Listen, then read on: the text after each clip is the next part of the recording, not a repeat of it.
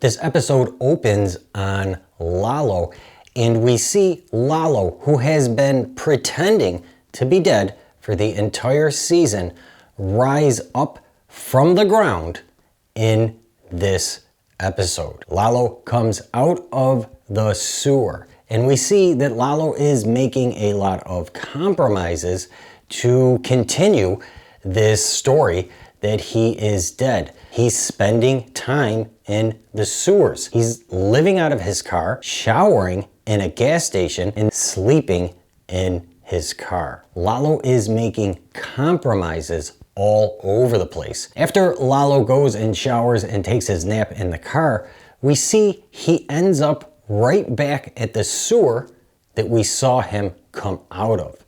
So at this moment, Lalo is literally and figuratively going in circles. He just came out of the sewer. He basically drove in a circle, and now he has come back and is going back into the sewer. So Lalo is figuratively going in circles, but he is also literally going into a circle. Lalo is not only going in circles concerning this sewer. When we see Lalo get set up and then Lalo is watching with his binoculars and snacking, we have gotten this same shot of Lalo before. In season 4, episode 10, Winter, Lalo camps out outside of the Los Pollos, spying on Gus to figure out exactly what him and his men are up to. He did it with binoculars and a snack, and now we see the same exact thing. We're gonna make a note for later and note that Lalo is barefoot in this scene. We're gonna see that this episode is filled with people making compromises and people going in circles. I'm G, and this is the G Spot. Lenny is going to start spinning this cart in a circle. And we see that Jimmy convinces Lenny to compromise his job at the grocery store to help him with the reshoot. Jimmy has to compromise how much money he's going to pay Lenny to be in the reshoot. But the most significant part of this scene is after Jimmy and Lenny pull away, and we see that the carts Lenny was collecting but abandoned for Jimmy start rolling away and end up smashing into this PT Cruiser. Joey is letting his students know that he refuses to compromise his equipment. We also see after Saul arrives and Joey's leaving, he warns the students not to get lost in a circle of confusion. Joey and Saul start walking over to the photo shoot, and Joey lets Saul know that he's going to need more money. Saul asks why. They just did the same exact photo shoot last week for $100. And here we see they are going in circles with this entire photo shoot. It's being redone. Everybody involved, except maybe Kim, did the same thing 1 week ago. Joey wants more money because this reshoot is causing him to compromise his job with the college. So of course, Jimmy agrees, and again, Jimmy is compromising how much money he's willing to pay people to get this photo shoot done. Jimmy will double check with Kim to make sure she's okay with compromising the lunch she's missing for this photo shoot. And Kim is okay with it. We're gonna see through the rest of this episode that although Jimmy and Kim are okay with compromising some things, that both of them refuse to compromise their plan. Once everybody's there, the camera starts moving in circles. And at this point, we can see that everyone has made a compromise to be at this photo shoot, including Joey, who, when we first saw him, was reminding us that he never compromises, specifically when it comes to his equipment. Other people not touching Joey's equipment has been a running gag throughout this series. But in this episode, we see that his partner, the sound guy, touched his equipment. So even Joey, who refuses to compromise, was forced to compromise for this photo shoot. We then see that they have to reshoot this reshoot because Lenny's back was to the camera when Saul handed him the envelope. And Kim goes ahead and tells them what adjustments to make. Then Kim comes back and we hear Kim say action again.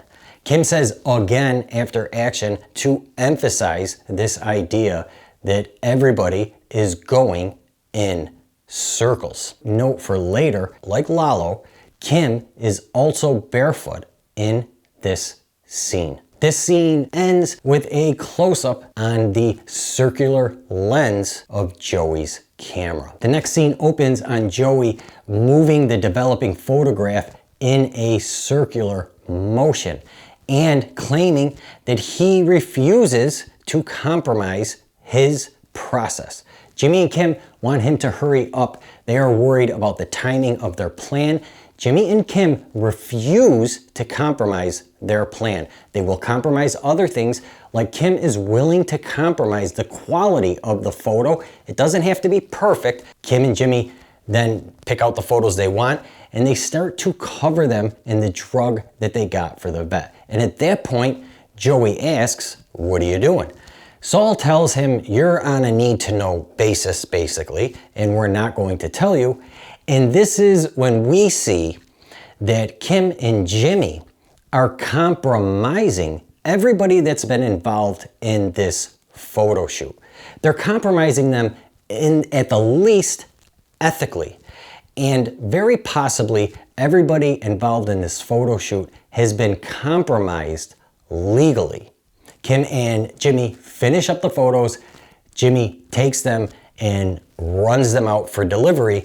This is when we see Howard's PI pull up, and it's revealed to us for certain at this point that Howard's PI has been compromised by Kim and Jimmy. After that, we see Howard in the HHM boardroom, making sure that everything is perfect. He does not want the boardroom setup compromised. Carrie comes in carrying some soda cans and he drops them all over the floor, compromising the soda cans. Howard goes over to help Carrie and Howard starts spinning a soda bottle in a circle and talking about centripetal force. Howard then mentions Chuck. It's important we should note that this new person at HHM doesn't even know who Chuck is. And we also need to note that Chuck's mural here becomes a focal point during this entire mediation meeting. The meeting with Janindowski goes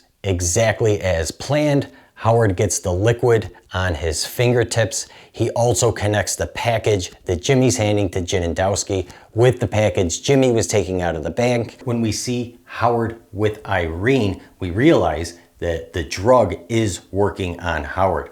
First, we see him rub his fingers together, and then he asks everybody in the room, is anybody else hot? Because Howard is feeling hot at the moment. It's kind of funny, he doesn't say warm, he says hot. Like Howard must be feeling a really powerful effect of the drug at this point. When this scene started, it was with Irene talking to Cliff, and we see Irene is telling Cliff the secret to a good potato and leek soup.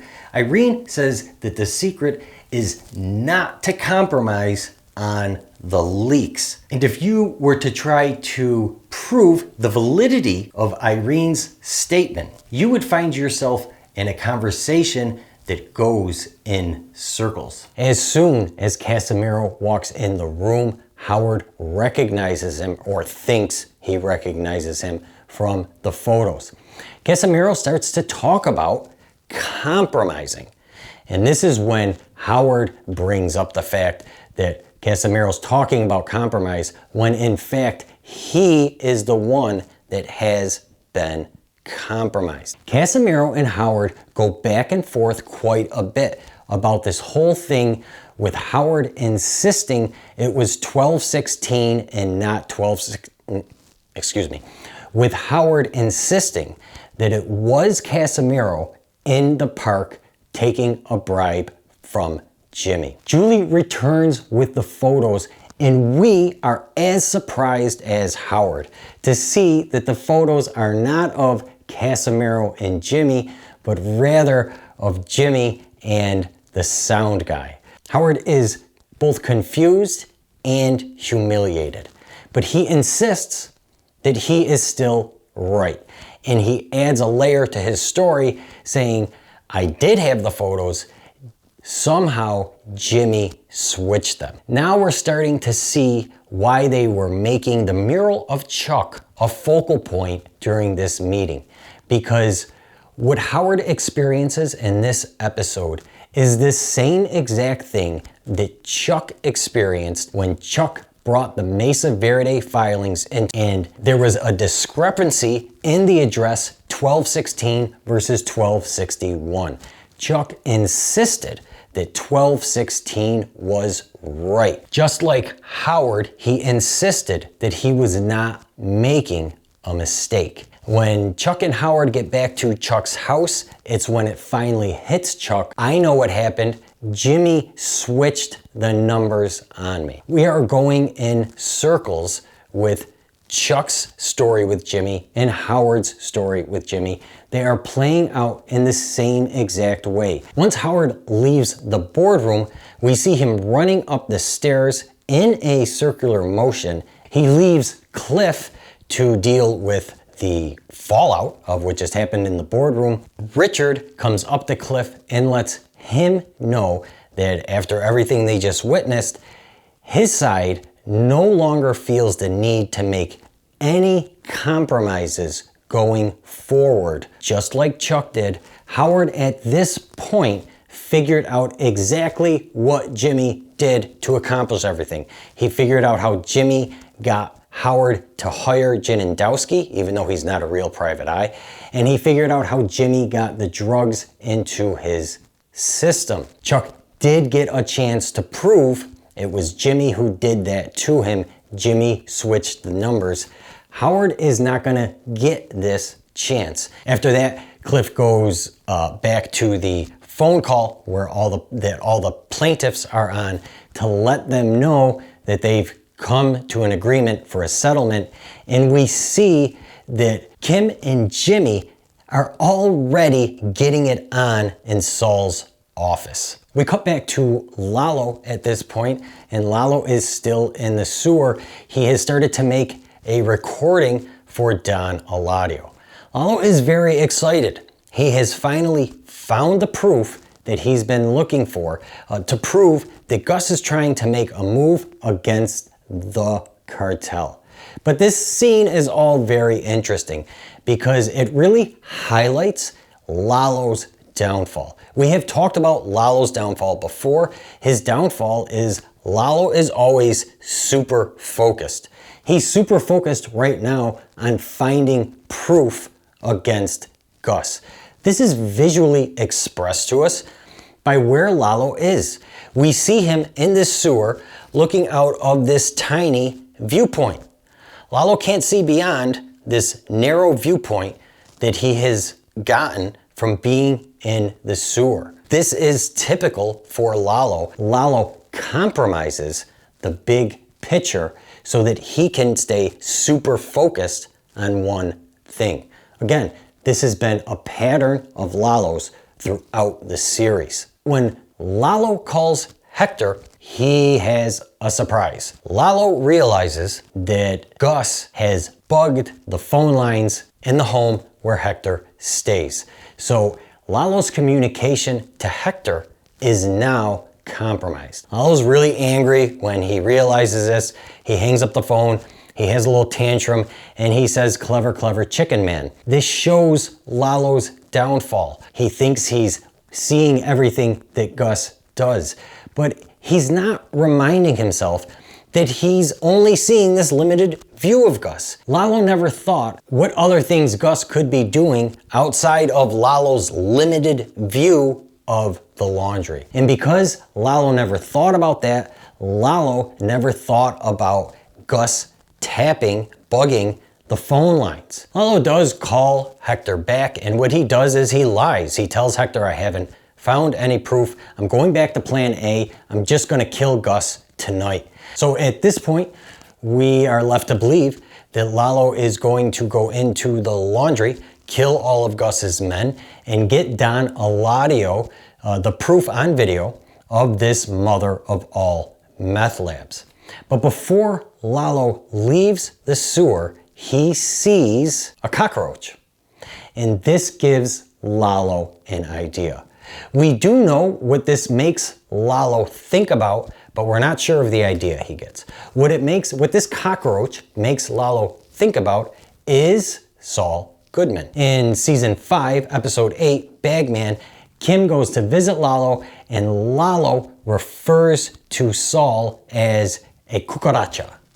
And he says that Saul is a born survivor. This line specifically stuck out to me because there are so many characters who are not going to survive this season. So really quickly, I do want to talk about survivors of this season because this episode gave us reason to believe that there are 2 more people who will be killed. In season 5, there are 2 episodes. Dedicado a Max.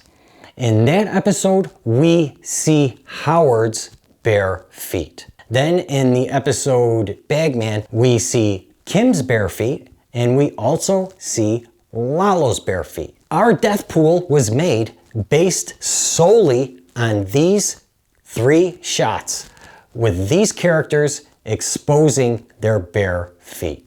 Now, before this 7th episode from the 6th season, if you said to me, wow, that's a huge jump.